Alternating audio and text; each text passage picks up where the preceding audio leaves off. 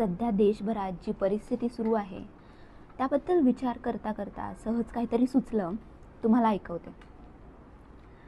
जगभरात होणारे देशभक्तीचे सोहळे नि एकीकडे आईचे मुलाच्या वाटेकडे लागलेले डोळे, वीरमाता बनून थकलेल्या जीवाला पडलेले मातृत्वाचे कोडे, सारीच गुंतागुंत असते ना. युद्ध वाटते तितके सोपे नसते ना. नववधूला त्यागावी लागणारी प्रेमाची ऊब, नववधूला त्यागावी लागणारी प्रेमाची ऊब नि संसार फुलविणाऱ्या स्वप्नांचे सुख, वीरपत्नीच्या धैर्याला पडलेले प्रेमजीवनाचे कोडे, सारीच गुंतागुंत असते ना. युद्ध सोपे नसते ना. डोळ्यांसमोर आपल्याच माणसांच्या रक्ताचे उडालेले चिथळे, आपल्याच डोळ्यासमोर आपल्याच माणसांच्या रक्ताचे उडालेले चिथळे, साऱ्याला धैर्याने सामोरे जाऊनही समोर उरतात असंख्य प्रश्नांचे मेळे. ही तगमग उरी पेलून जगणं इतकं सोपं असतं का?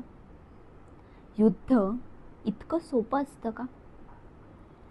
मुलाच्या चितेला बापानेच द्यावा लागतो खांदा, मुलाच्या चितेला बापालाच द्यावा लागतो खांदा. पित्याच्या कोरड्या ठक्क डोळ्यांत दिसतात दुष्काळ पडलेल्या जमिनीच्या भेगा. हजारो सन्मानांनी या दुःखाची भरपाई करता येते का? युद्ध इतके सोपे असते का? पण तरीही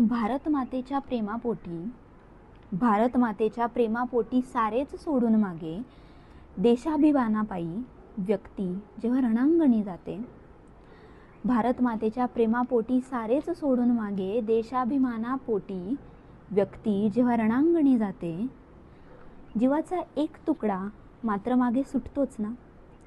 जीवाचा एक तुकडा मात्र मागे सुटतोच ना. काय वाटतं, युद्ध इतकं सोपं असतं का?